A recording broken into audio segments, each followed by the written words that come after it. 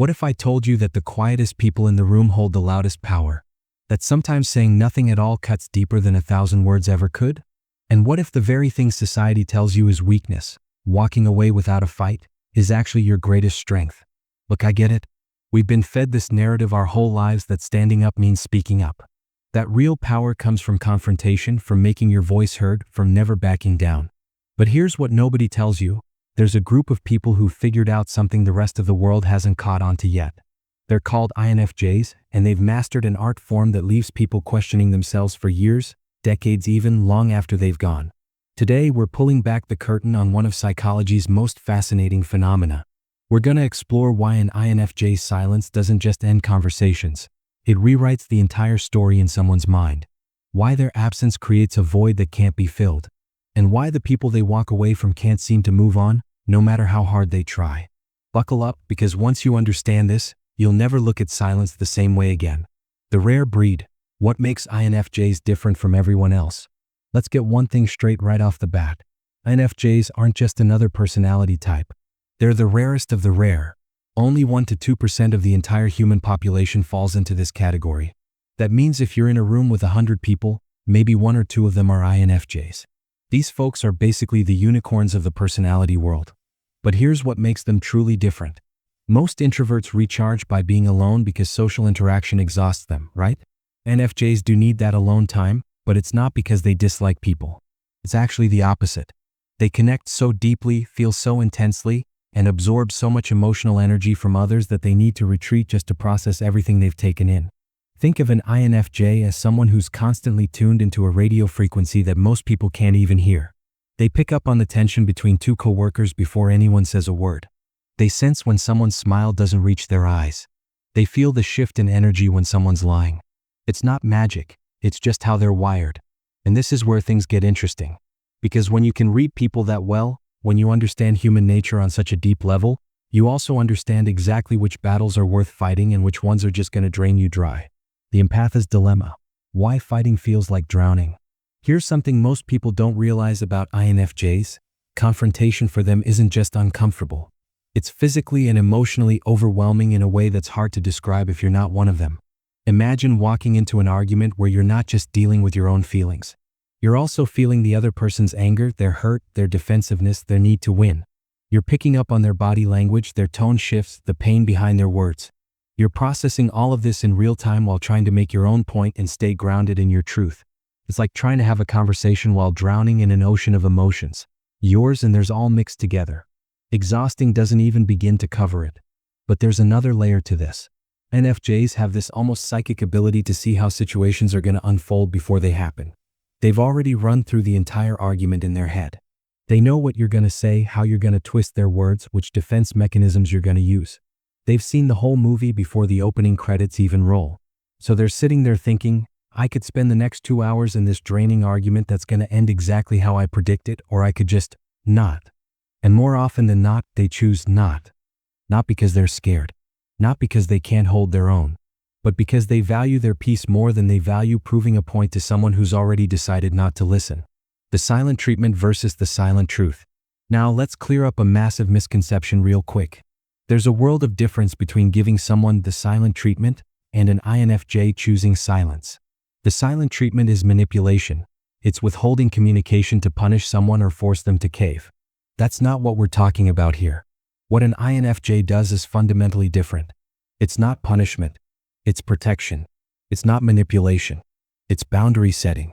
It's not about controlling the other person's behavior. It's about preserving their own well-being. See, the silent treatment says, I'm not talking to you until you do what I want. An INFJ's silence says, I've realized that continuing this dynamic is harmful to me, so I'm removing myself from it. One is about power over someone. The other is about power over yourself. And here's the kicker. When an INFJ goes silent, it's never the first move. It's the last one. They've already tried talking. They've already tried explaining. They've already given you chances to hear them, to change, to meet them halfway. Their silence is the period at the end of a very long sentence that you probably weren't paying attention to while it was being written. The neurological truth, why being ignored actually hurts. Let's get nerdy for a minute because this is where things get really fascinating. Scientists have done actual brain scans on people who are being ignored or excluded, and guess what they found? The same regions of the brain that light up when you experience physical pain also light up when you're being socially rejected or ignored. We're talking about the anterior cingulate cortex and the dorsal anterior cingulate cortex, the parts of your brain that process pain signals. When someone ignores you, your brain literally interprets it as being wounded. That's not poetic language. That's neuroscience. There's an evolutionary reason for this.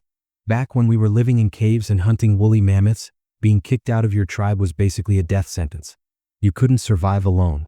So our brains evolved to treat social rejection as a legitimate threat to our survival. Fast forward thousands of years, and that wiring is still there, even though we don't need tribes to literally stay alive anymore. So when an INFJ withdraws from your life, your brain registers it as danger. It triggers anxiety. It makes you obsess over what went wrong. Keeps you up at night replaying conversations. Your nervous system is literally treating their absence like a wound that won't heal. And the INFJ? They might not know the science behind it, but they sure as hell understand the effect. They've seen it play out over and over again. They know that their absence will resonate far louder than any words they could have said in anger. Why words become weapons in the wrong hands? Here's a brutal truth that INFJs learn early on. People will use your words against you in ways you never imagined possible. You pour your heart out trying to explain how you feel, trying to create understanding, trying to build a bridge. And what happens? Those same vulnerable words you shared get twisted, taken out of context, or weaponized in future arguments. You say, "When you do this, it makes me feel unimportant." They hear, "You're a terrible person." You try to express a boundary and suddenly you're the villain in their story.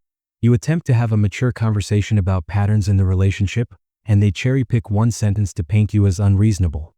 INFJs learn this lesson in the most painful way, by repeatedly giving people the benefit of the doubt, by believing that if they just explain themselves clearly enough, the other person will finally understand. But you can't explain yourself to someone who's committed to misunderstanding you. You can't reason with someone who's not interested in the truth. So after enough times getting burned, the INFJ figures out a better strategy. Don't give them the ammunition. Don't engage in the back and forth. Don't try to make them understand. Just stop participating in the game altogether. Because when you don't say anything, they can't twist your words. When you're not there to react, they can't push your buttons. When you've completely removed yourself from the situation, they lose all leverage. The playing field doesn't just level, it disappears entirely. The famous INFJ door slam, misunderstood and feared. If you've spent any time learning about INFJ personality types, you've definitely heard about the door slam. People talk about it like it's this cruel, cold-hearted thing that INFJs do without warning. They paint it as this dramatic moment where the INFJ just cuts someone off out of nowhere. But that's not what actually happens. Not even close. The door slam is the final chapter of a very long book. It's the result of countless chances, endless patience, repeated boundary violations, and ignored warnings. By the time an INFJ slams that door, they've already forgiven you for things you don't even remember doing. They've already made excuses for your behavior that you never bothered to make for yourself. They've already seen potential in you that you never lived up to.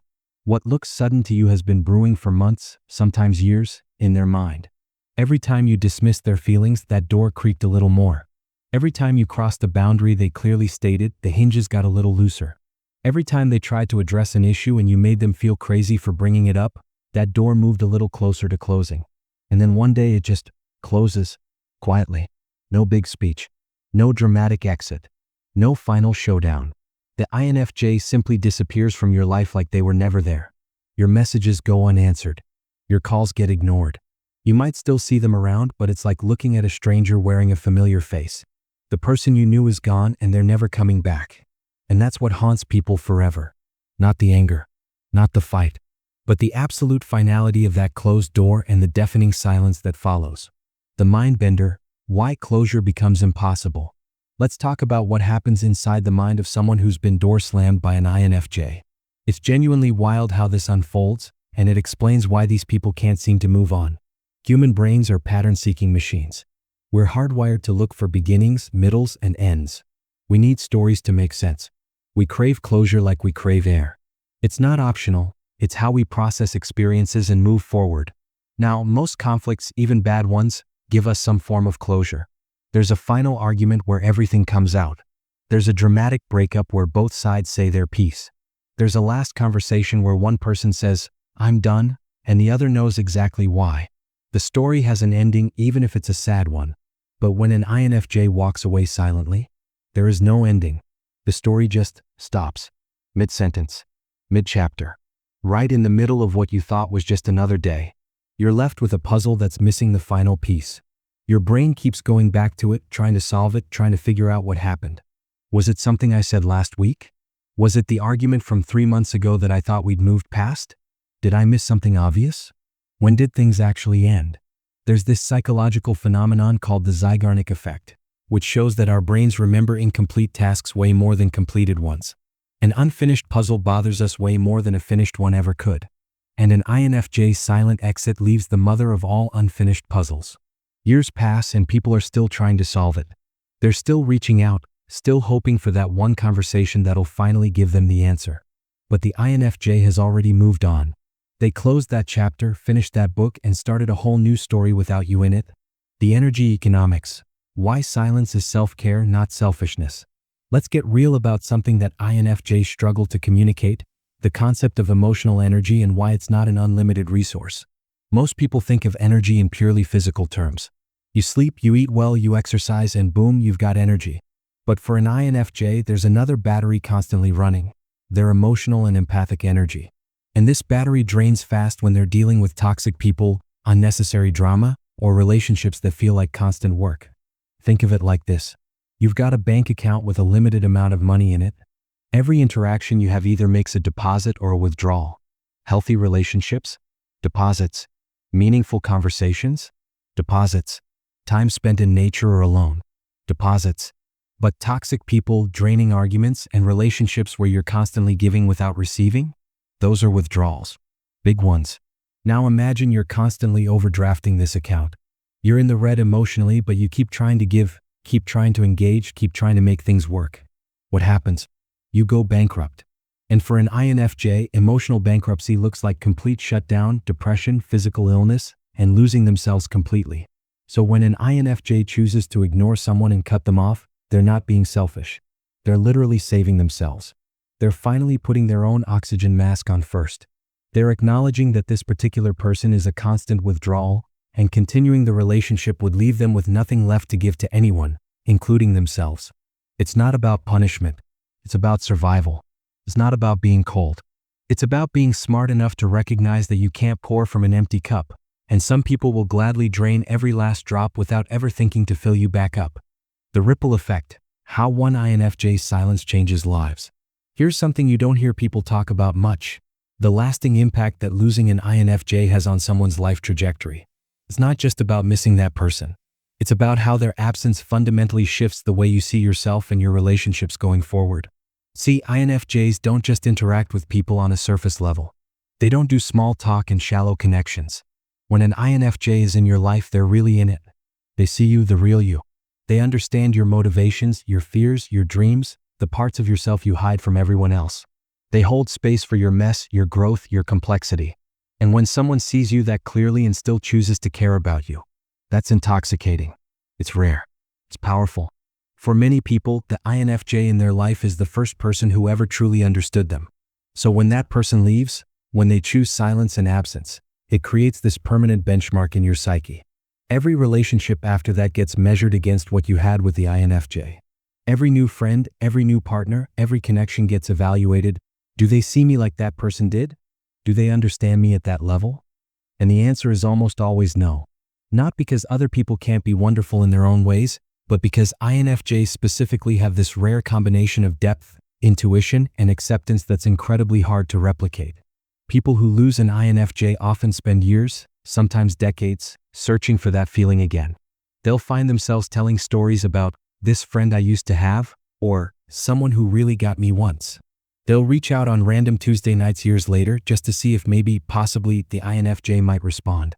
They'll wonder if they've changed enough, grown enough, learned enough to deserve a second chance. Most of the time they haven't.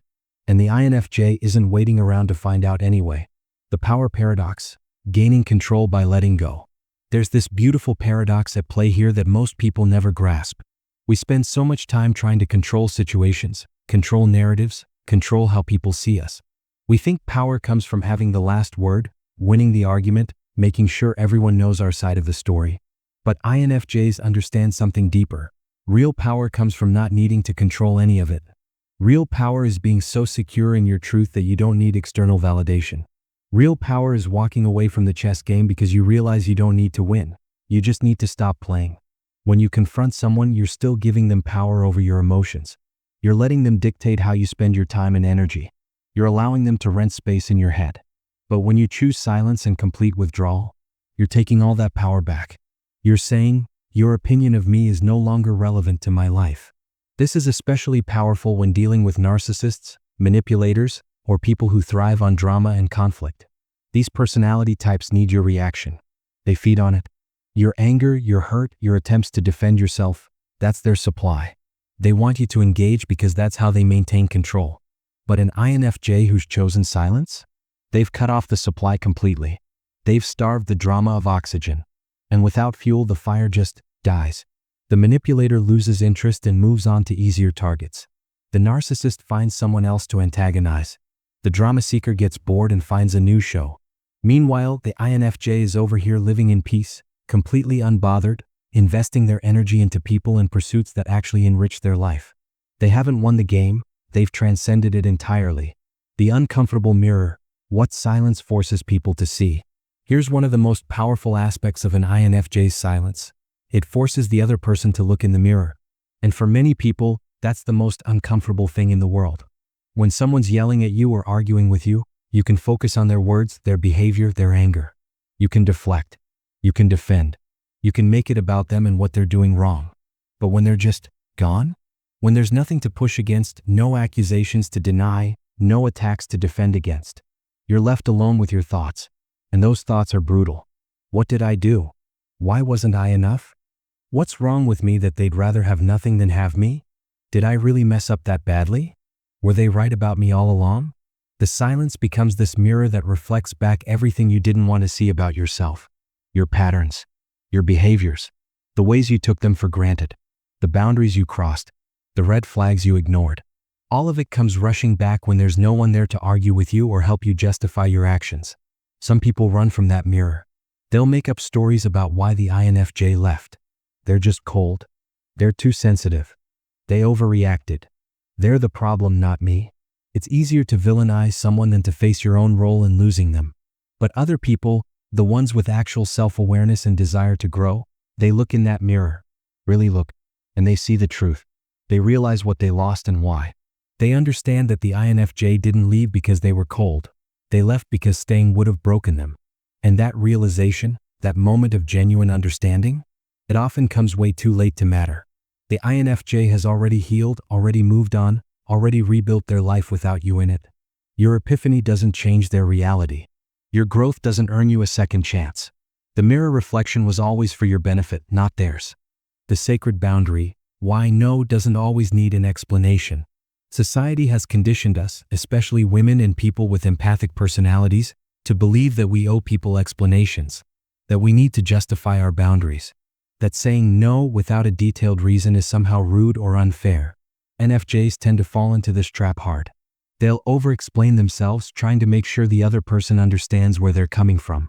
They'll craft these long, careful explanations of their feelings, their needs, their boundaries. They'll try so hard to be fair and reasonable and clear. But here's the thing, you don't owe people who've repeatedly disrespected you a detailed breakdown of why you're done. You don't owe closure to people who never gave you respect. You don't owe your time and energy to explaining yourself to someone who's already shown they won't listen. No is a complete sentence. So is silence. This is one of the hardest lessons for an INFJ to learn, but it's also one of the most liberating. The first few times they cut someone off without explanation, they feel guilty. They worry they're being unfair. They wonder if they should have tried one more time to make the person understand. But then something shifts. They realize that the explanation they would have given wouldn't have mattered anyway. The person either wouldn't have understood it, would have argued with it, or would have used it to manipulate them into staying. The explanation was never for the other person's clarity, it was for the INFJ's own guilt management. Once an INFJ truly accepts that they don't owe abusive, toxic, or repeatedly boundary-crossing people an explanation, they step into a whole new level of personal power. They stop carrying guilt that was never theirs to carry in the first place. They stop trying to manage other people's feelings about their boundaries. They simply exist in their truth and let their silence speak for itself. The transformation: how silence protects the INFJ's light. Let's talk about what happens to INFJs who don't learn to use silence strategically. It's not pretty. INFJs who keep engaging in pointless confrontations, who keep trying to explain themselves to people who won't listen, who keep sacrificing their peace to maintain toxic relationships. They dim.